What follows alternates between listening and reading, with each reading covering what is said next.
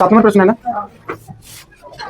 देखो, कह रहे किसी संख्या के दुगुने से 16 घटाने पर, कोई संख्या है और उसके दुगुना में से 16 को घटाया जाता है, तो परिणाम जो है ना, जो परिणामी संख्या होता है वह तिगुने से 20 कम के बराबर है। तो वह संख्या ज्ञात कीजिए। बात आ रही है समझ में?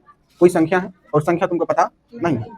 ऐसे स्थिति में क्या करते हो? जब संख्या हमें पता नहीं होता है तो एक्स मानते हो, है ना। यहाँ पर क्या लिखोगे? वो क्या लिखोगे?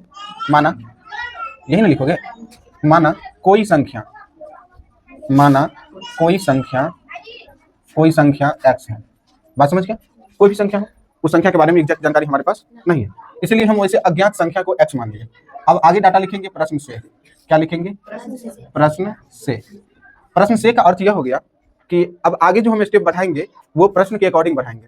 तो समझ गया कि प्रश्न से हम क्यों लिखते हैं? क्योंकि आगे जो भी वर्क करेंगे, ठीक है ना, वो वर्क क्या कहलाएगा? प्रश्न के अकॉर्डिंग कहलाएगा। प्रश्न जो हमें कहेगा उसी के अनुसार काम करेंगे।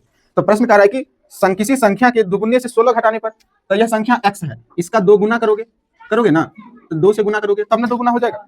अब कह रहा है इसमें 16 घटाने पर तब जो परिणाम आएगा, मतलब तब जो संख्या आएगा वो क्या होगा? संख्या के तिगुने से 20 कम। तो संख्या क्या है? x, तो इसको 3 गुना करेगा तो 3 से गुना, और इससे कितना कम? 20 कम। अब बस ये तुम्हारा समीकरण बन गया है।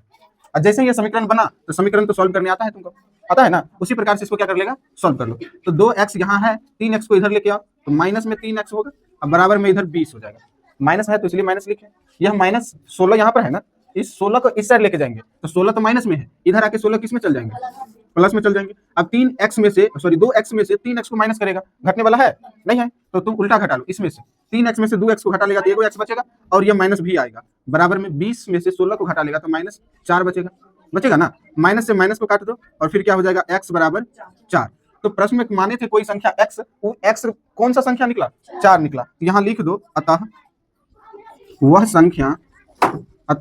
वह संख्या बराबर क्या है?